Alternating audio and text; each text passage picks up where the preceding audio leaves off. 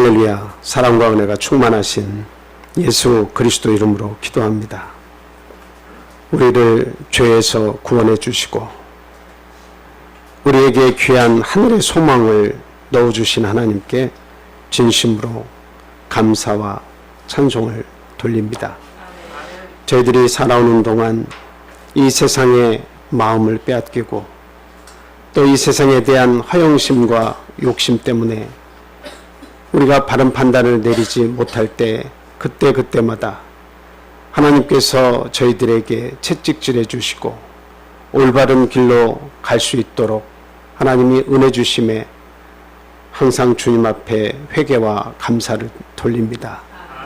하나님, 우리의 남은 인생이 얼마가 남았는지는 잘 모르지만 짧은 인생이 남아있다는 사실을 기억하게 하여 주시옵소서.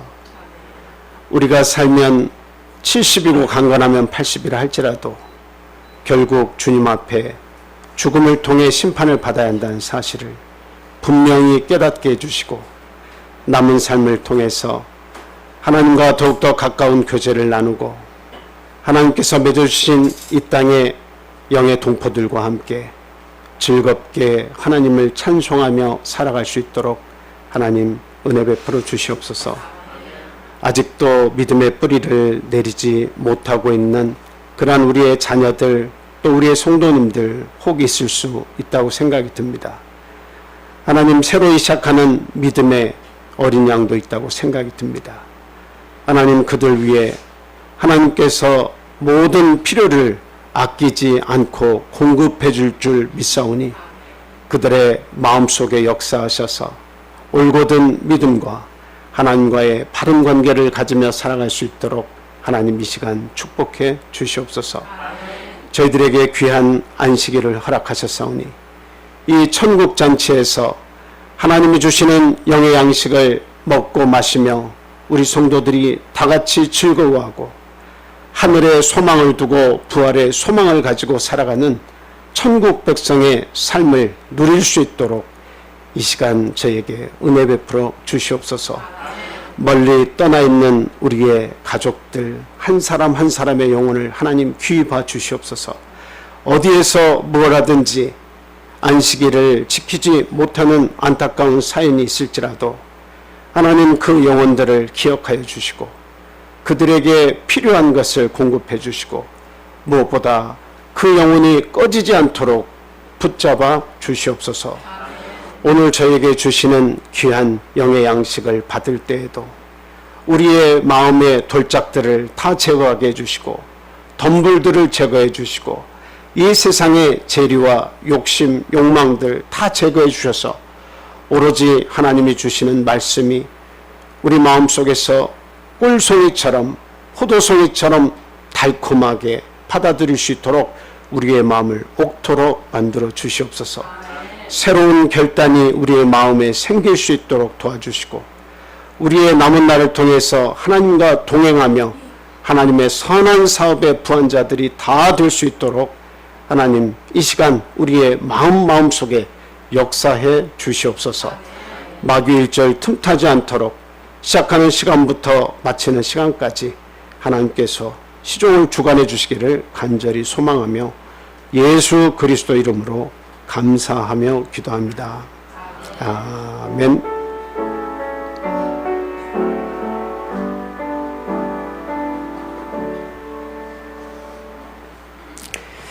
네, 이어서 성가대 찬양 읽겠습니다.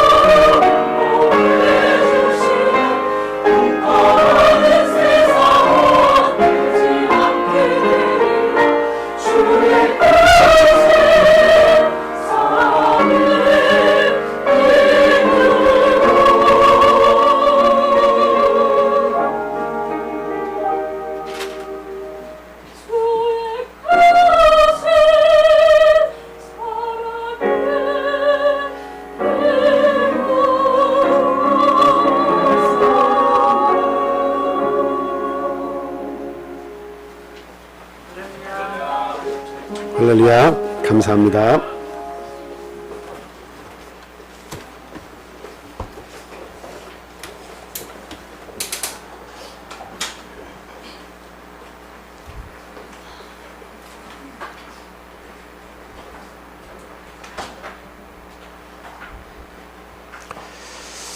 예수 그리스도 이름으로 하나님 말씀 전하겠습니다. 마태복음 15장 1절에서 28절까지 있는 말씀입니다. 한번 우리 현집사님께서 읽어주시기 바랍니다.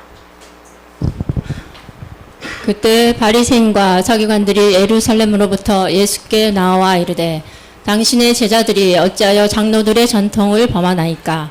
떡 먹을 때 손을 씻지 아니하나이다. 대답하여 이르시되 너희는 어찌하여 너희의 전통으로 하나님의 계명을 범하느냐?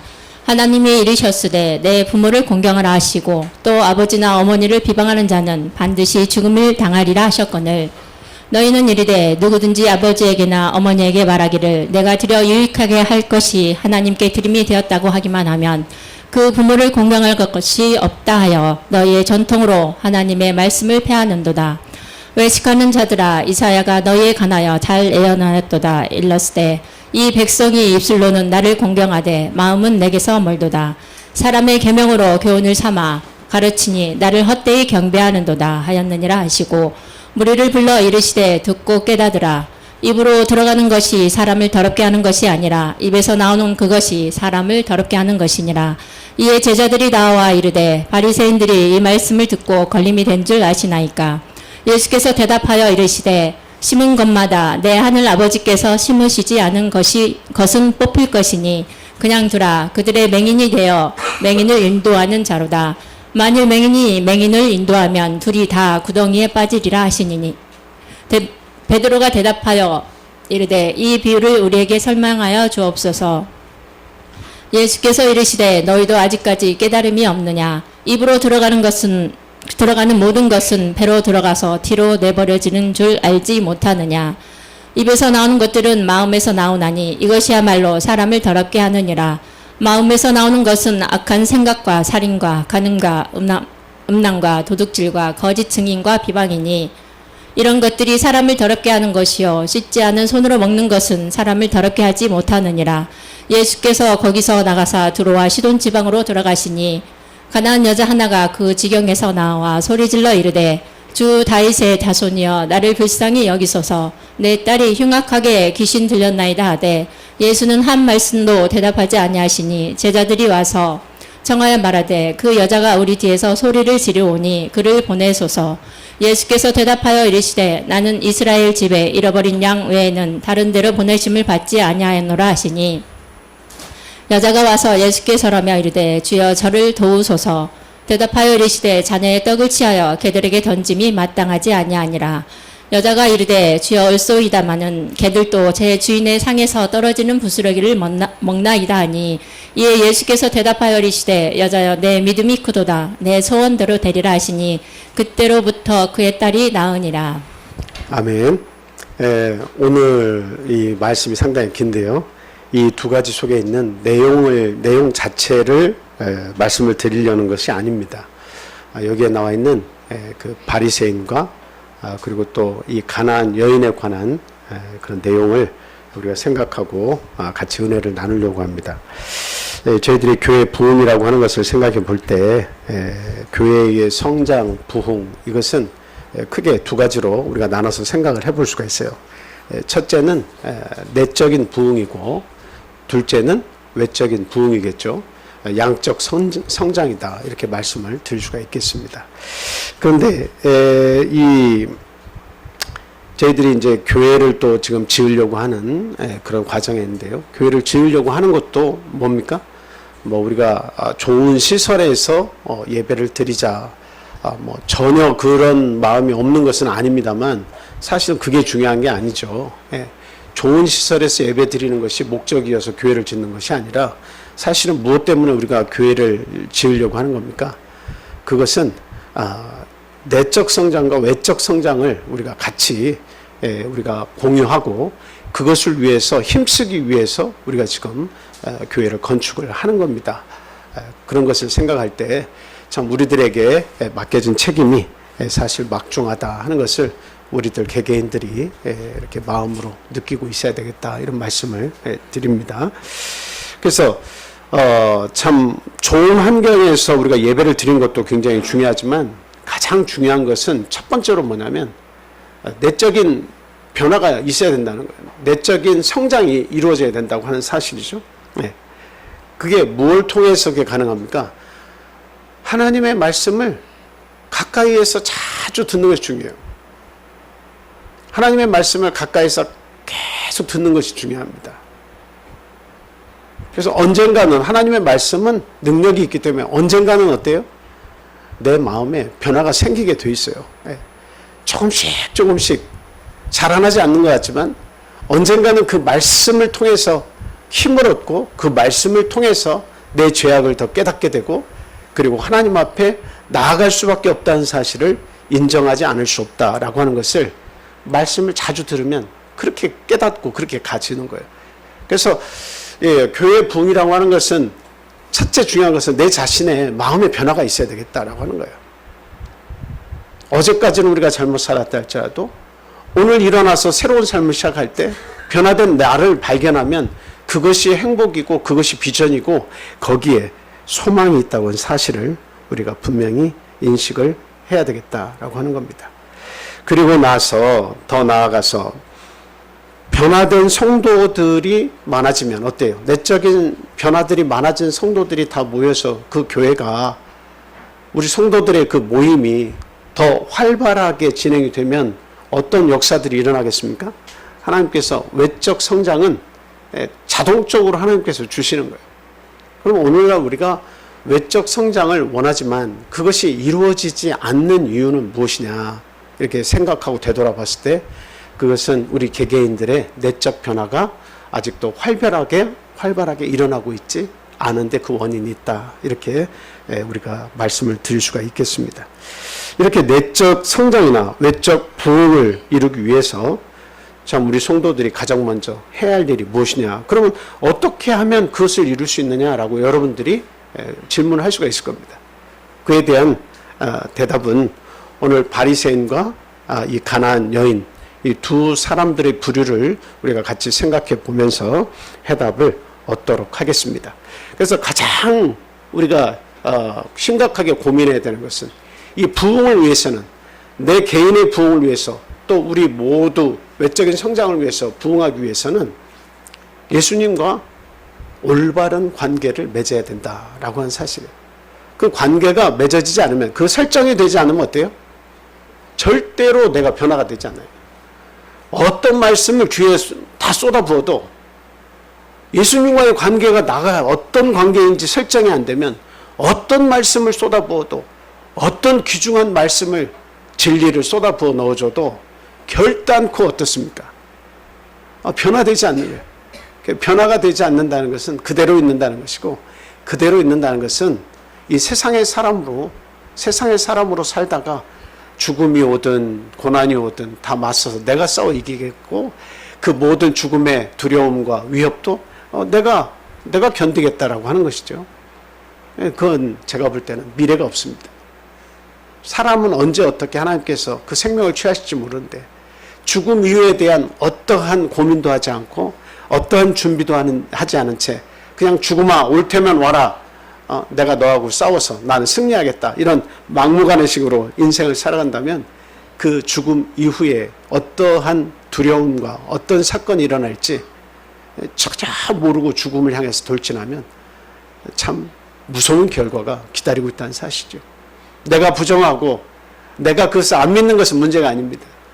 실제로 그것이 존재했을 때는 피해 나갈 방법이 아무것도 없고, 우리는 이 땅에서 잠깐 100년 정도 우리가 살다가 인생은 떠나지만, 그러나 우리의 영혼은 그 고통을 느끼는 그 시간이라고 하는 것은 영원 무궁토록 그 수치와 그 고통과 후회를 느끼기 때문에 하나님을 알지 못하고 그 진리를 깨닫지 못하고 이 땅에서만 살다가 간다는 것은 가장 어리석은 인생으로 끝을 맞이하는 것과 같다, 이렇게 말씀을 드릴 수 있습니다.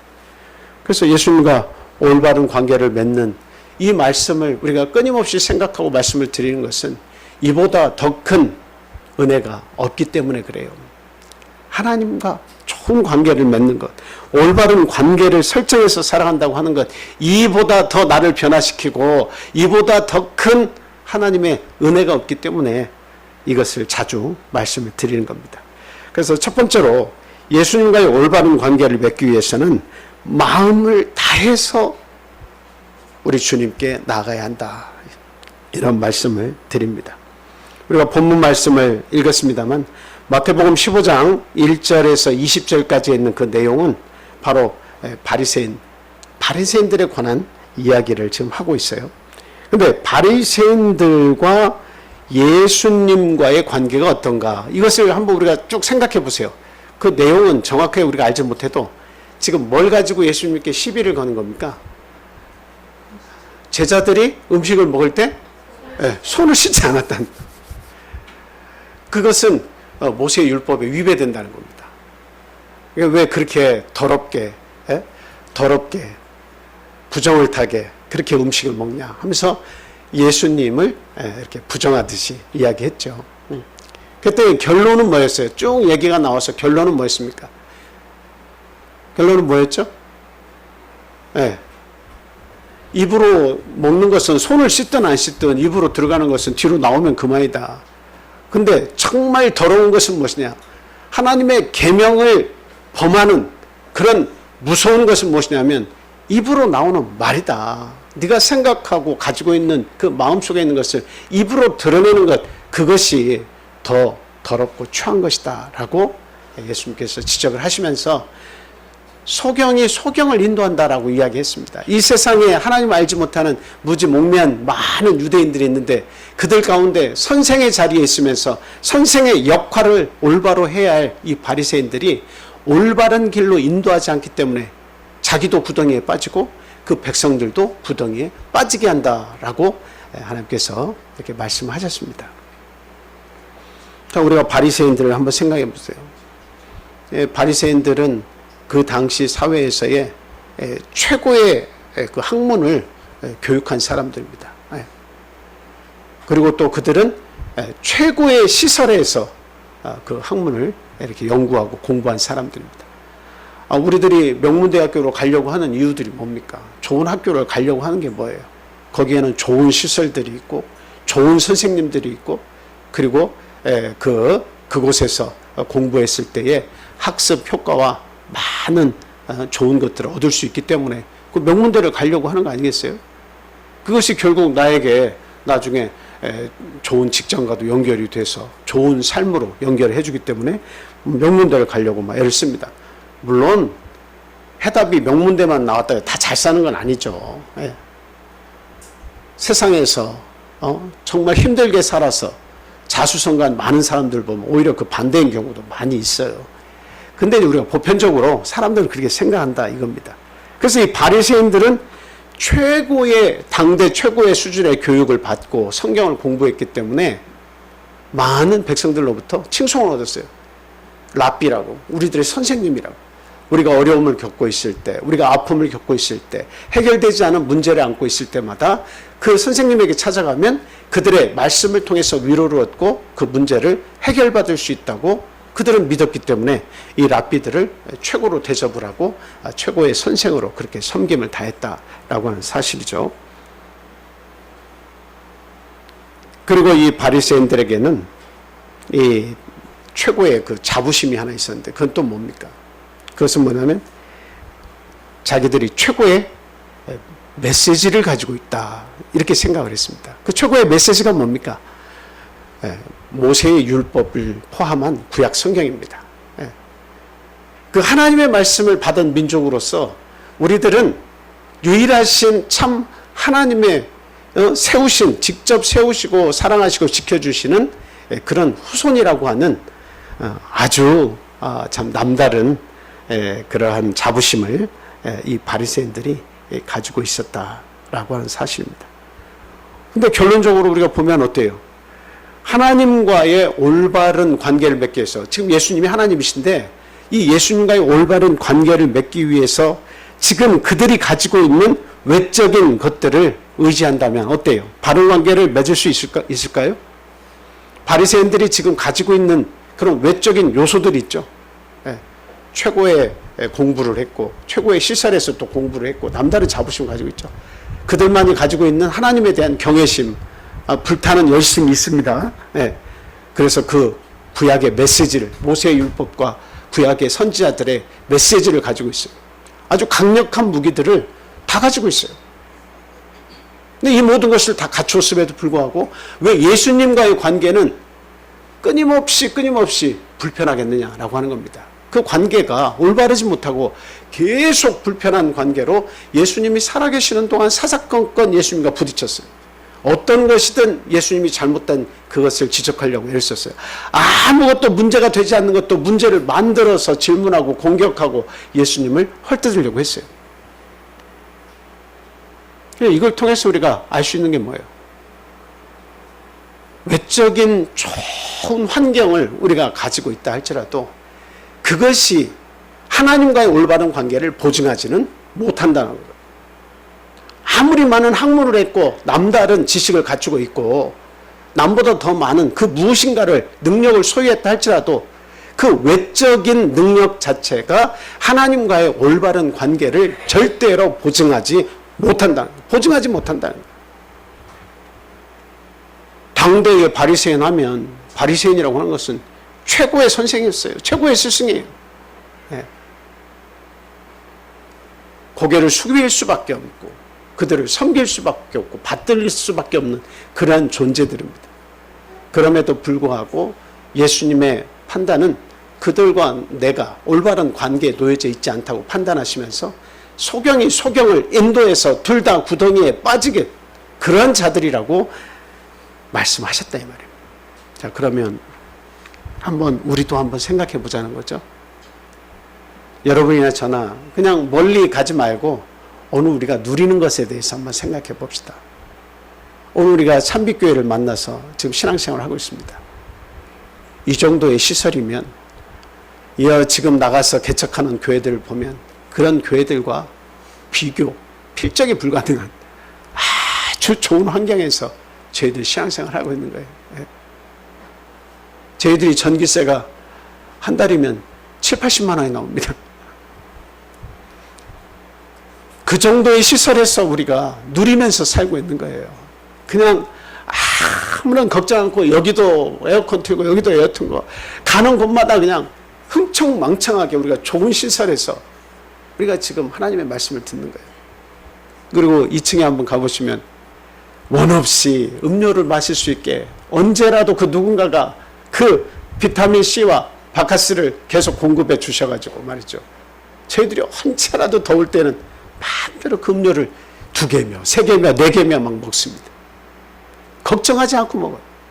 커피를 타 먹고 싶으면 언제라도 먹고 또 먹고 또 먹어도 누가 뭐라고 안 해요. 그런 좋은 시설을 우리가 가지고서 신앙생활을 해요. 그리고 그 한 곳에 보세요.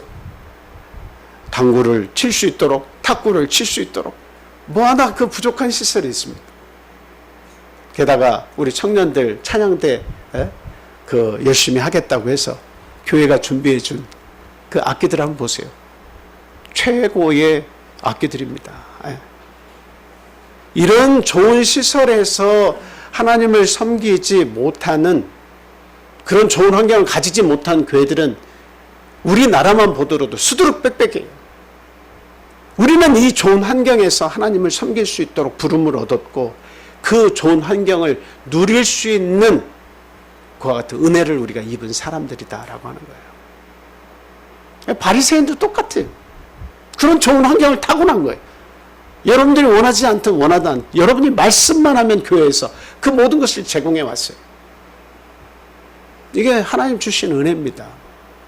근데 그 은혜가 되지 않는 경우도 얼마든지 있다고 하는 사실을 우리가 공감을 해야 된다라고 하는 사실입니다.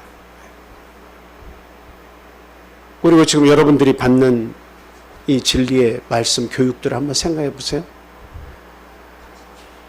우리 황 목사님께서 개척을 하시면서 젊을 때부터 끊임없이 연구하신 그 구원의 원리와 구원의 경륜 이런 말씀들을 한번 잘 보세요. 그것은 우리의 신앙을 끌어올리기에 너무도 좋은, 너무도 큰 경험을 바탕으로 해서 참 힘을 다해서 써놓으신 아주 귀한 책들입니다. 이러한 것들이 우리의 신앙을 위해서 준비되었고 그것을 통해서 우리가 진리를 교육받는 거예요. 그러니까 우리는 어떻게 보면 그냥 예배만 왔다 갔다 말씀 듣는 정도에서 그치지 않고 최고의 교육을 받는 그런 삶을 우리가 사는 거예요. 나는 그것이 입맛이 좀 안 맞을 수도 있어요. 그것이 좀 뭐랄까 멀게만 느껴질 수도 있어요. 그러나 저러나 시간이 지나고 나면 깨달아지면 알겠지만 그것은 최고의 교육이에요. 양질의 교육이에요. 그러한 교육들을 우리가 마음을 다해서 가르치고 있는데 그러한 것에 대해서 그 교육을 받으면서 살고 우리가 있으면 어때요? 우리의 자부심은 아마 하늘을 찔 겁니다. 그리고 바리새인들에게는 모세의 율법을 포함한 구약 말씀만 있었지만 오늘 우리가 가지고 있는 메시지는 뭐가 있습니까? 구약만 있는 게 아니라 뭐 또 있어요? 우리에게는 예수님의 말씀과 말일에 이루어질 계시록과 같은 그런 말씀까지, 그리고 또 교회 성장에 관해서 얘기한 사도행전 이후에 많은 교회의 서신들, 이런 것들을 우리가 다 가지고 있잖아요. 우리는 구약시대의 바리새인들과 우리를 비교해 보면 우리의 이 교육 환경과 하나님의 말씀을 교육받는 내용과 우리가 가지고 있는 메시지는 구약시대의 바리새인과 비교할 바가 못 된다라고 하는 사실이에요.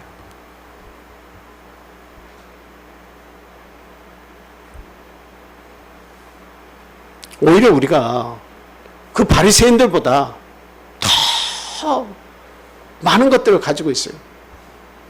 그런데 그 바리새인들과 우리 사이에 겹쳐지는 부분이 있어요. 여러분, 제가 무엇을 말씀드리려고 하는지 조금씩 이해를 하시겠죠? 그 바리새인들과 우리들이 가지고 있는 공통된 부분이 있다고 하는 사실이에요. 그게 뭘까요? 그냥 한 문장으로 만든다면 오늘날 이 시대에 우리가 바리새인이 될 수도 있다라고 하는 사실입니다. 그 모든 좋은 것을 우리가 가지고 있지만, 그러나 내 자신의 변화도 제대로 이루지 못할 뿐만 아니라 내 자신의 변화를 꿈꾸지 못하니까 그 누군가를 책임질 수 없는, 내 가정도 책임질 수 없는, 내 자식들도 책임질 수 없는 변화되지 않은 그런 믿음을 가진 채 나의 인생을 마감할 수 있다고 하는 사실을 우리가 꼭 인식을 같이 해야겠다라고 하는 겁니다. 만약에 우리가 이 시대의 바리새인이라면 역시 우리들도 뭐예요? 나도 구덩이에 빠지고 내 가족들도, 내 자식들도, 내 주변의 이웃들도 구덩이에 빠지게 할 수밖에 없는 그런 소경의 삶을 우리가 사는 것이 된다라고 하는 사실이에요. 이보다 두렵고 이보다 안타까운 일은 없다라고 하는 사실입니다. 그래서 바리새인이 그냥 바리새인 되는 것이 아닙니다. 바리새인이 그냥 존경받는 것이 아니었어요, 당대. 그만큼 열심히 성경을 봤고 그만큼 많은 사람들에게 좋은 지식과 좋은 재료를 통해서 그들에게 영향력을 행사했기 때문인 건 분명합니다. 그러나 중요한 건 사람들이 어떻게 그들을 평가하고 인식하느냐가 아니라 바로 예수 그리스도, 우리 하나님께서 그들을 어떻게 판단하시냐가 굉장히 중요한 거죠. 오늘날 우리가 가지고 있는 많은 외적인 그런 부분들이 있어요. 남들보다 더 머리가 좋아 스마트하고, 남들보다 더 열심히 일하고, 남들보다 더 많이 성경을 연구하고, 남들보다 부럽지 않은 환경에서 남들보다 더 열심히 하나님 앞에 봉사할 수도 있습니다.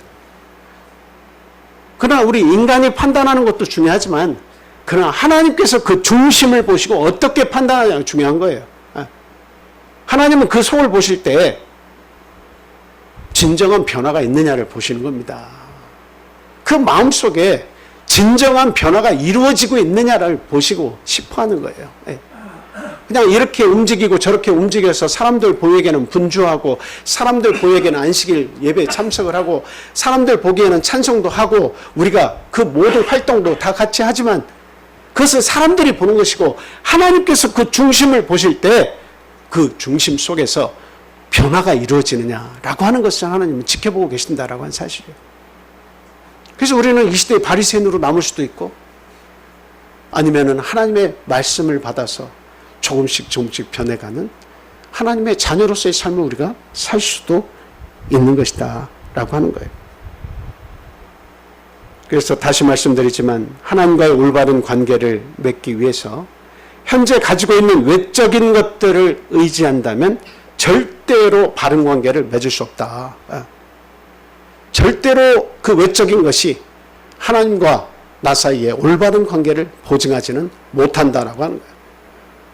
먹고 사는데 부족함이 없고, 누리는데 부족함이 없고, 내 미래를 내가 다 준비해 놨고, 다 상황이 다 좋아요. 그러나 하나님 보실 때는 쭉정이다. 네 중심이 안 보인다. 변화가 없구나 라고 하신다면, 그렇게 해서 10년, 20년, 30년, 40년 내 생을 마감할 때까지 신앙생활을 한들 그것에 어떤 변화가 있고 어떤 하나님의 축복과 은혜가 있겠느냐라고 하는 것 우리는 심각하게 고민하면서 말씀을 받아야 합니다. 자, 그래서 바리새인들에 관해서는 예수님이 그렇게 말씀하셨어요. 그래서 그들과의 관계는 끊임없이 불편한 관계가 유지가 됐습니다. 왜? 외적인 관계만 중요시했지 예수님과의 관계를 하려고 마음을 다하지 않았으니까. 마음을 다하지 않으니까 자기의 변화가 없으니까 어때요? 그냥 그대로 그 모습 그대로 살아가는 거예요. 그런데 가나안 여인과의 대화를 또 예수님께서 말씀하시죠. 앞에는 불편한 관계에 대해서 예수님께서 말씀하셨고, 이제는 새로운 긍정적인 관계를 예수님께서 말씀을 하고 계십니다. 여러분, 두로와 시돈 지역은 우상 숭배가 아주 성행하는 그런 지역이죠. 이세벨의 고향이기도 하고요. 그런데 거기에 예수님께서 두로와 시돈 지방으로 들어갔어요. 근데 거기에 그 지역에 사는 가나안 여인이 하나 있었는데요.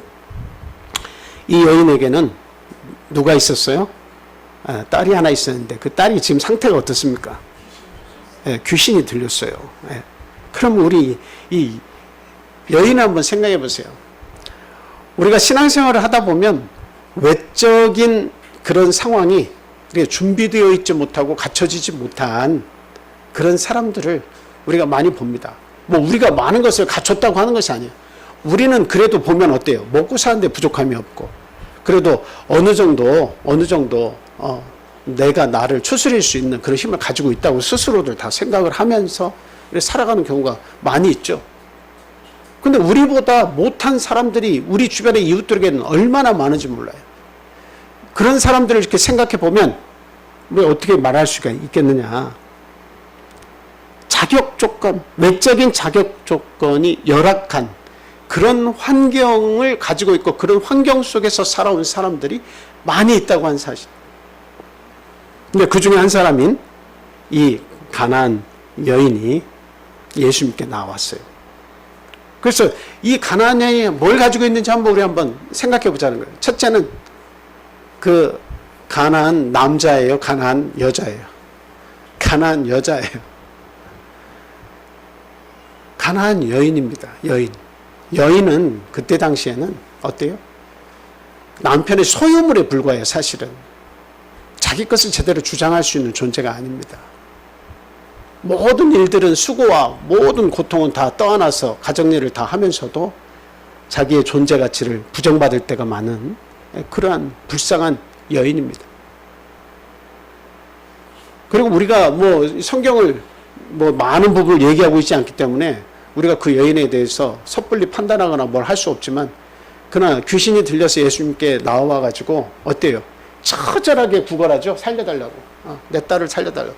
그런 모습을 볼 때 이 여인의 외적인 어떤 환경이라고 하는 것은 재정을 많이, 재정 상황이 좋다거나 부유하거나 어떤 공부를 많이 해서 지식 수준을 갖추거나 해서 사람들에게 참 칭송을 받는 그런 위치에 있는 여인이 아니라는 것을 알 수가 있어요.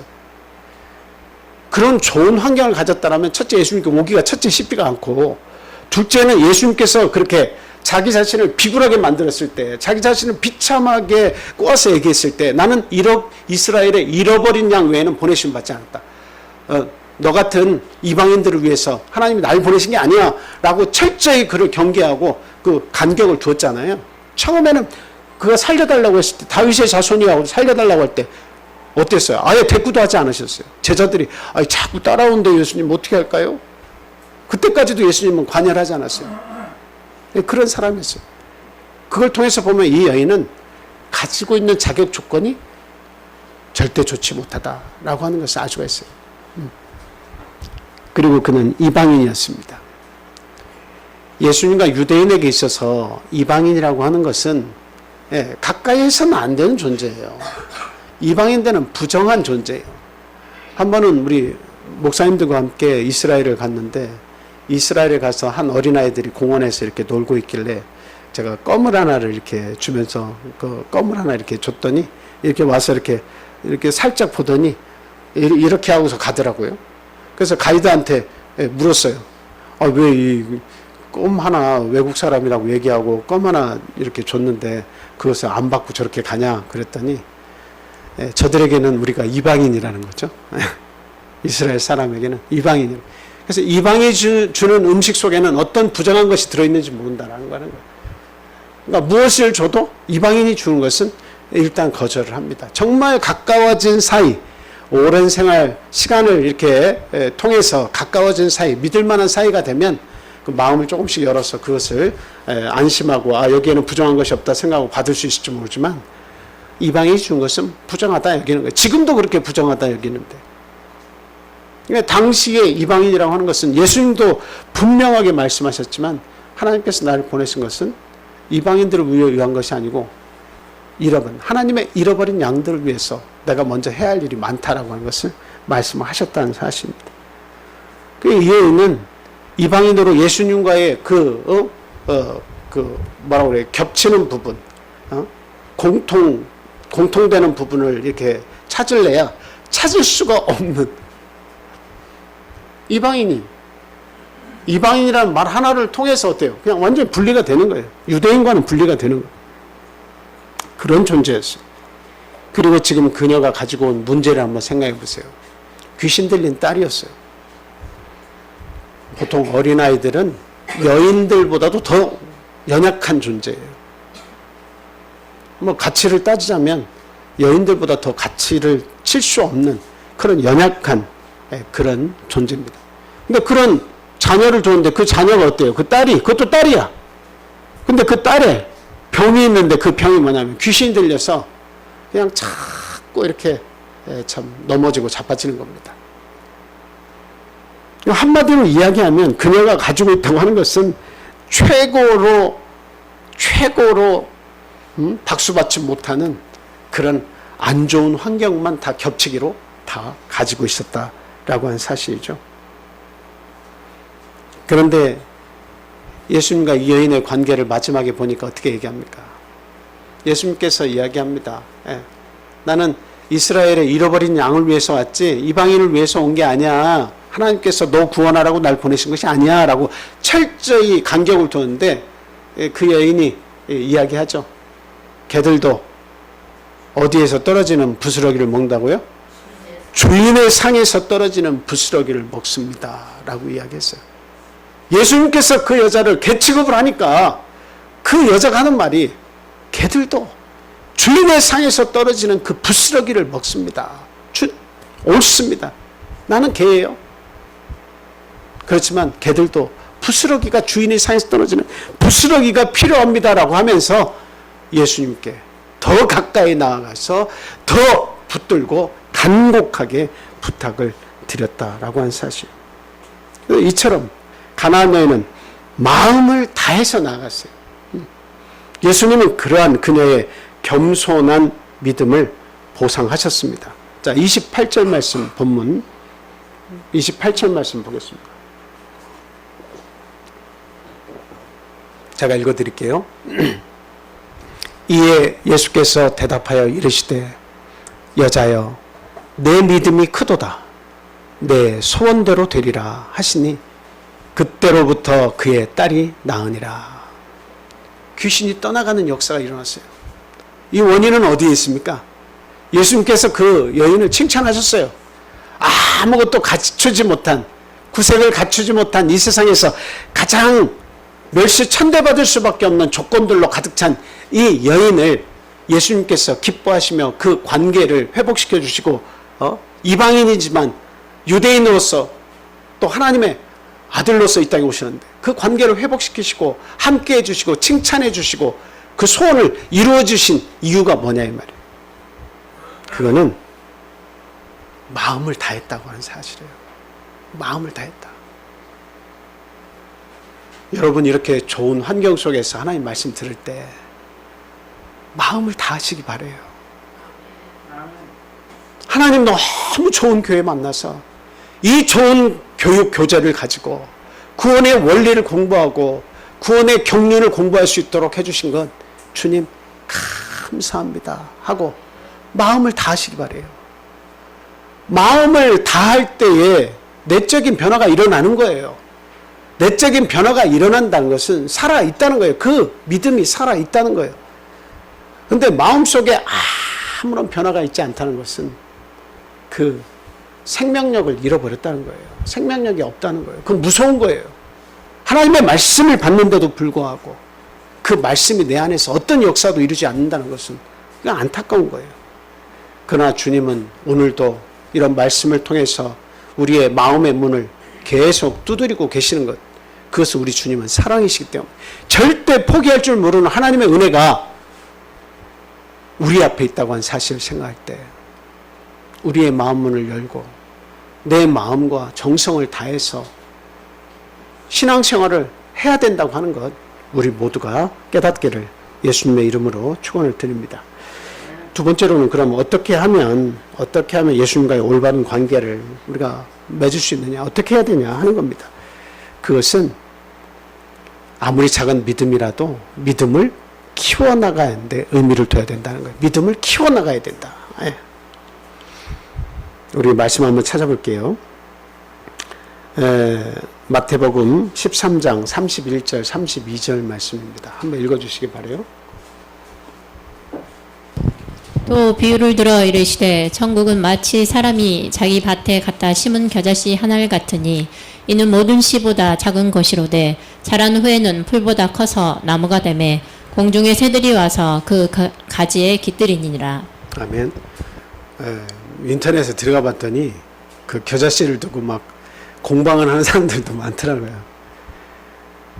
뭐냐면 겨자씨가 정말 세상에서 가장 작은 씨앗이냐, 나는 겨자씨보다 더 작은 씨앗들을 많이 봤는데 성경은 왜 거짓말을 가르치냐라고 하면서 막 공방을 하는 거예요. 이게 참 불필요한 일들에 목숨을 건 사람들도 상당히 많다는 것을 인터넷을 이렇게 다니다 보면 알 수가 있어요. 그것이 주된 것이 아니죠, 사실은. 예수님 당시에는 그 예수님이 사시던 그 주변에 이 겨자 나무들이 많이 있었어요. 겨자 나무들이 많이 꽃이 군락을 이루고 핍니다. 그렇기 때문에 그런 식물들, 이런 식물들, 이스라엘에서 나는 많은 식물들 가운데 예수님께서 그 당시에 가장 작은 씨앗으로 볼 수밖에 없는 것, 그거는 겨자씨였다는 거죠. 근데 오늘 우리가 본문을 우리는 너무나 많이 보았기 때문에 그 내용을 잘 알고 있어요. 이 겨자씨만한 이 믿음만 있으면 이 산을 여기서 저기로 옮기라 해도 옮겨질 것이다, 이렇게 얘기를 하죠. 그러니까 모든 씨보다 작은 것이지만 자란 후에는 참 풀보다 커가지고 나무가 돼서 공중의 새들이 깃들게 된다, 뭐 이런 말씀 우리가 잘 알고 있어요. 제가 여기서 말씀드리려고 하는 것은 무엇이냐면, 하나님과의 올바른 관계를 맺으려면 겨자씨 하나 그 자체로 있어서는 안 된다고 하는 이야기를 드리는 거예요. 우리가 종종 설교 말씀을 들을 때 이 겨자씨만한 하나만한 믿음만 있어도 어때요? 그 작은 믿음만 가지고 있어도 기적을 볼 수가 있다고 이렇게 참 많은 것을 건너뛰어서 그렇게 이야기를 하고 그렇게 이해하는 경우가 많이 있어요. 그 오해예요. 겨자씨만한 믿음만 있으면 이 산을 여기서 저기로 옮기라 해도 옮겨질 것이다 라고 하는 것, 사실은 그 작은 믿음만 가지고 있어도 그것만 있어도 돼 라고 하는 게 아니에요. 여기서의 겨자씨의 비유의 말씀은 무엇이냐면 키워야 기적을 본다는 거예요. 키워 나가야 된다는 거예요. 그 인내하는 과정과 그 겨자씨에서 나무로까지 2m 40이나 큰 것들은 거의 4m까지도 크는데요. 그 겨자씨로 그런 나무가 되어서 새들이 올 정도까지 자라나기 위해서는 상당한 기간과 상당한 아픔과 상당한 그런 여러 가지 바람도 맞아야 되고요. 여러 가지 그 뙤약볕도 맞아야 되고 여러 가지 그 어려운 상황들을 이겨내야만 그렇게 나무가 된다는 거예요. 그랬을 때에 공중의 새들이 나와서 그 나무 속에 이렇게 깃들 때 그 나무는 그들을 포용하고 자유를 제공해 줄 수 있다라고 하는 사실입니다. 우리가 종종 생각해 볼 때 작은 믿음만 내가 가지고 있어도 뭔가 하나님께서 나에게 역사해 줄 것 같고, 내가 큰 믿음은 안 가지고 있어도 이 작은 것만 가지고 있어도 하나님은 나를 인정해 주실 것 같고 나를 외면하시지 않을 거야, 이렇게 생각하는 경우가 많이 있습니다. 근데 겨자씨 하나를 그 알 그대로 내가 간직한 채 가만히 있으면 나중에 어떻게 될까요? 달란트 비유도 똑같지만 어때요? 그 작은 믿음 하나 가지고 있어가지고 그래 인정해, 이 정도에서 내가 하나님 말씀 인정해, 그리고 거기에 대해서는 어떠한 노력도 어떠한 성장 과정도 겪지 않고 믿음이 커나가지 않은 상태로 그냥 나는 그냥 인정해, 나 이 교회 다니면서 여기서 말씀하는 건 난 인정해 라고만 할 뿐이지 어떠한 변화도 치르지 않고 어떠한 어려움도 인내의 시간도 가지려고 하지 않고 그것을 감사하게 여기지 않고 그렇게 산다면 그건 어때요? 그냥 겨자씨만한 믿음 가지고 있는 거예요. 하나님 인정하는 것만 해도 없는 것보다는 낫지만 어떠한 변화도 어떠한 열매도 맺을 수 없는 상태로 인생을 허비하는 것밖에 되지 않는다라고 하는 사실이에요. 그래서 이 겨자씨 비유를 통해서 작은 믿음을 통해서는 어떠한 것도 할 수 없다는 것을 우리가 알아야겠다라고 하는 거예요. 어떠한 것도 할 수가 없다는 것을 알아야 됩니다. 우리가 겨자씨의 비유, 작은 믿음만 가져도 뭐 산을 여기서 저기로 옮기라는데 겨자씨만한 믿음이 그것을 이룰 수 있는 게 결코 아니에요. 우리가 오해하는 거예요. 나무가 돼야 돼요. 겨자씨가 발아해서 자기의 변화를 이루어서 자기를 그 씨 자체의 모습을 죽이는 거잖아요. 자기가 죽어서 자기가 변화돼야 돼. 자기의 모습이, 현재 모습이 죽어서 변화가 돼야 돼. 그래야만 나무로 성장하는 그 고난의 과정을 통해서 큰 나무가 되는 거예요. 이건 뭘 얘기하는 거예요? 믿음의 성장이 곧 천국이다라고 하는 거예요. 믿음의 성장을 가져와야 된다는 거예요. 지금 이대로 자그마한 우리 개개인들이 겨자씨만한 믿음만 다 가지고 있어서 그거 인정합니다. 아멘, 아멘. 요것만 가지고 있어가지고는 결단코 어떤 역사도 이룰 수 없다고 하는 거예요. 요즘에는 저도 저의 많은 잘못들을 회개하고 있으면서 살아가고 있습니다만, 하나님의 말씀을 읽을 때에 많은 변화들이 제 안에서 다시금 생기고 있어요. 저도 하루에 한 성경 챕터씩 이렇게 읽어요. 역대상이면 역대상을 전체를 다 읽어요. 이게 끊기면, 내용이 끊기면 이게 참 잘 안 와닿더라고요. 그래서 한 성경씩을 다 읽어요. 근데 그 성경을 읽을 때마다 예전에 보이지 않았던 그 말씀들이 이렇게 많이 보여요. 그러면서 그 말씀들이 저를 칩니다. 예전에는 그렇게 치지를 않았는데 요즘에는 말씀을 읽으면 자꾸 저를 쳐요. 그래서 제 아들이 잘못을 해도 뭐라고 말을 못해요. 제 아내하고 뭔가 참 다툴 만한 일이 생겨도 말을 할 수가 없어요.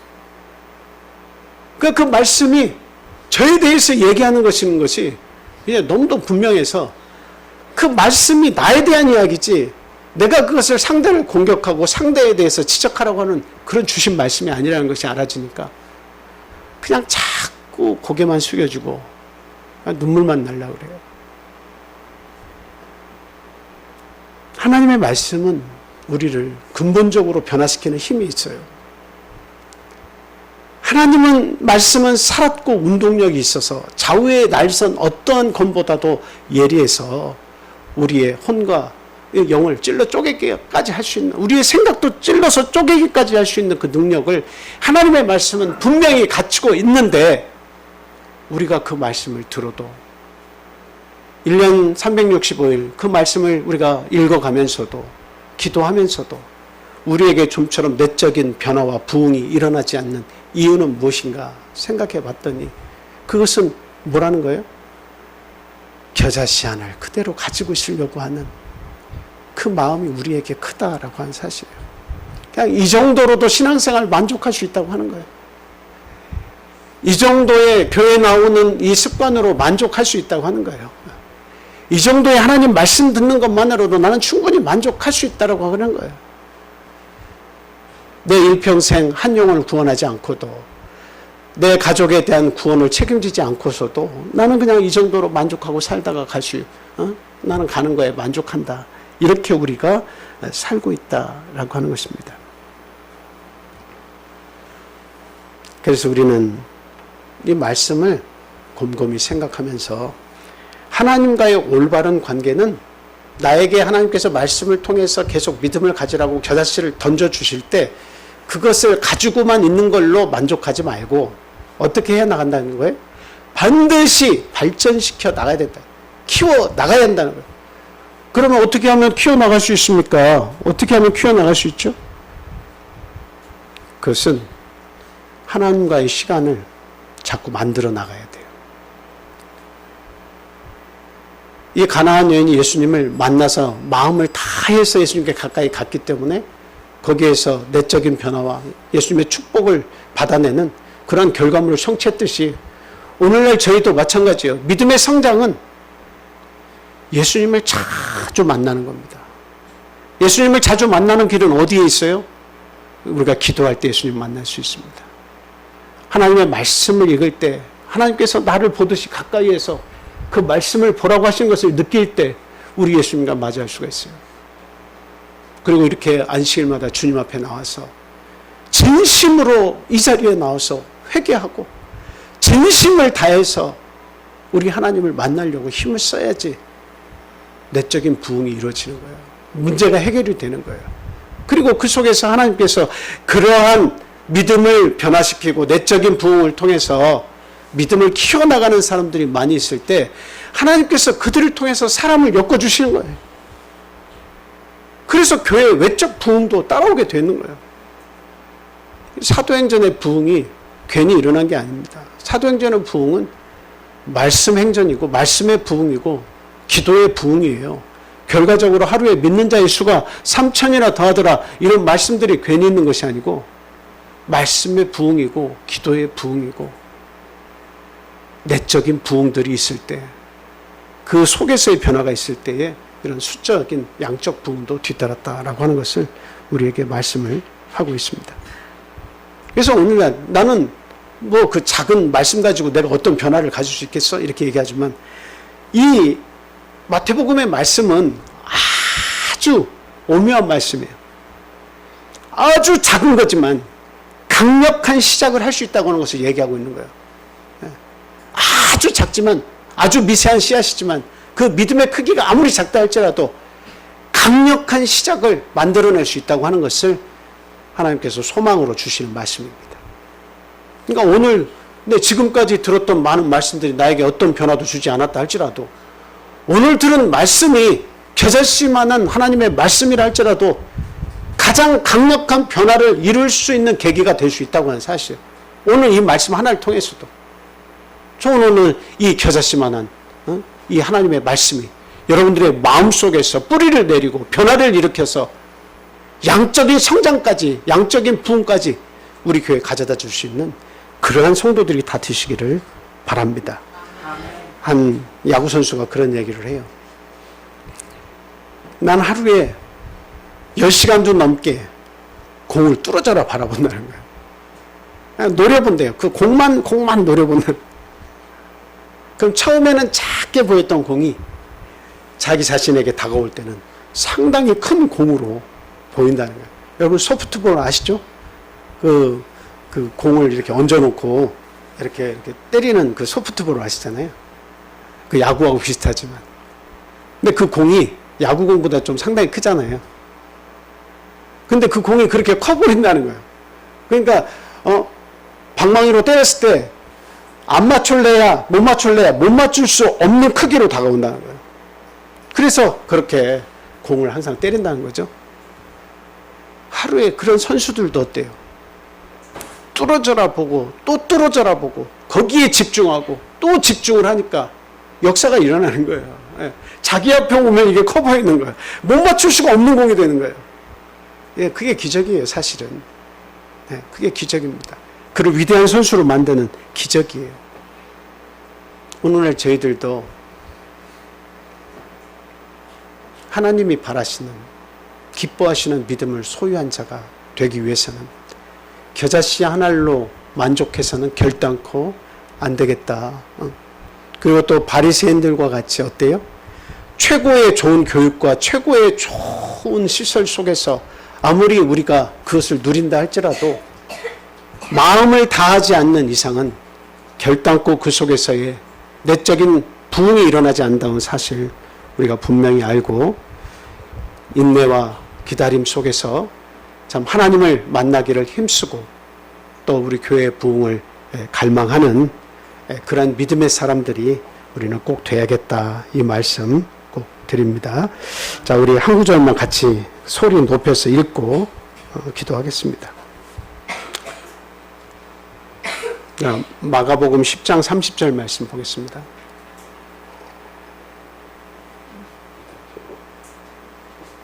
죄송해요. 신명기 30장 1절에서 4절입니다. 신명기 30장 1절에서 4절. 다 같이 읽습니다. 시작.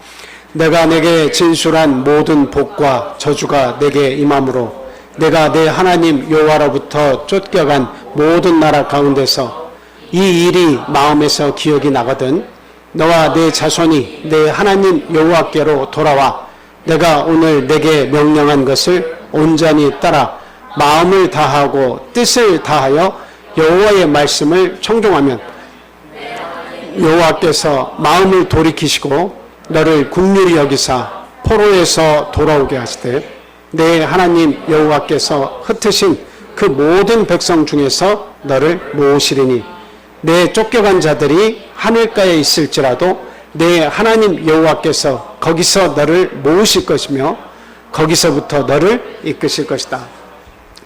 우리가 어느 곳에 가서 환난을 당하고 고난을 당해도 어때요? 마음을 다하면 결국 하나님께 마음을 다하고 힘을 다하면 어때요? 하나님께서 그 멀리 흩어진 곳에서 고난받는 곳에서도 하나님께서 모으시고 하나님께서 보호하시고 하나님께서 기르시겠다는 그런 말씀입니다. 오늘 우리의 자녀들이 참 영적으로 어디 멀리 떨어져 있습니까? 혹시 나나 내 아내나 남편이 영적으로 멀리 떨어져 있습니까? 아니면 오늘날 나의 개인적인 삶이 하나님으로부터 멀리 떨어져서 이런저런 일로 마음에 고생이 많습니까? 염려하지 마시고 하나님께 맡기시고 하나님께 마음을 쏟아보세요. 하나님, 정말 저 하나님 믿기를 원합니다. 제 삶을 하나님께서 송두리째 바꿔주십시오. 믿는 자의 삶으로 송두리째 바꿔주십시오. 이렇게 하나님께 기도하면 그의 인생이 변화를 받아서 하나님의 축복이 임합니다. 그런 축복을 받는 우리 참빛교회 성도들 다 되시기를 예수님의 이름으로 축원을 드립니다. 기도하겠습니다. 할렐루야. 거룩하신 하나님 감사합니다. 오늘 저에게 겨자씨만한 하나님의 귀한 말씀을 허락해 주셔서 감사합니다. 그것을 품고만 있는 것이 아니라 하나님의 이 귀한 말씀을 정말 내 생명의 말씀으로 알고 그 말씀을 통해서 변화되는 내적인 부흥을 이룰 수 있는 하나님의 자녀가 되도록 주님 인도해 주시옵소서. 여전히 우리의 마음속엔 세상을 향한 그런 죄악의 마음이 꿈틀거리고 세상의 유혹에 내 마음이 쏠리는 그런 현상들이 많이 내재되어 있습니다. 하나님, 그러나 우리의 또 한편의 마음속에서는 하나님을 버릴 수 없는 그 믿음의 마음이 있습니다. 하나님, 우리의 여린 영혼을 하나님 붙잡아 주시옵소서. 항상 하나님의 말씀을 사모하는 자가 되게 해 주시옵소서. 우리의 믿음을 키워나가서 많은 이들에게 평안과 안식을 줄 수 있는 그런 나무가 되게 주님 인도하여 주시옵소서. 우리들을 통해서 영적인 성장이 이루어져 하나님께 영광을 돌릴 수 있는 우리 참빛교회가 될 수 있도록 하나님 능력을 또한 허락해 주시기를 간절히 소원합니다. 아직도 변화되지 않는 믿음을 가진 자가 혹시 있습니까? 아직도 이 세상에서 고통받으며 여러 가지 문제 속에서 해결받지 않는 문제와 많은 고민 속에서 살아가는 그러한 분들이 있습니까? 아니면 커다란 병을 통해서 걱정과 근심을 떼내지 못하는 그러한 성도들이 있습니까? 하나님은 그 영혼들의 마음을 하나님이 익히 아시는 줄 저희들 믿습니다. 그 영혼들을 하나님 품어주시옵소서. 그 영혼들을 하나님 앞에서 더 큰 믿음의 열심을 가지고 살아갈 수 있도록 하나님 가까이로 불러주시고 하나님의 크신 은총 가운데서 살면서 하나님의 은혜에 보답할 줄 아는 성도로서 자라나게 주님 도와주시옵소서. 우리 참빛교회가 지금 건축을 앞두고 있습니다. 하나님 우리의 마음을 하나로 모아주시고 우리의 어려운 모든 환경을 더욱더 좋은 환경으로 하나님께서 만들어주셔서 물질의 축복과 우리 믿음의 축복을 함께 해주셔서 이 어려운 문제를 잘 해결해 나갈 수 있도록 하나님 은혜 주시기를 간절히 소원하고 지금 이 세상에서 이루어지는 많은 일들을 통해서 이 세상의 마지막이 다가왔다는 사실을 깨닫게 하여 주시옵소서.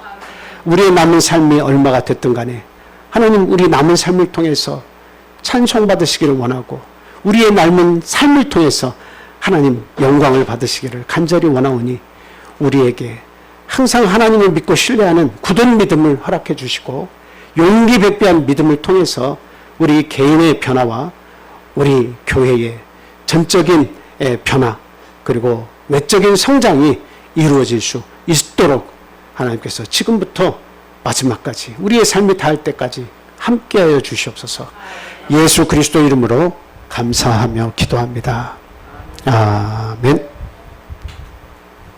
자, 우리 찬송가 한 곡 더.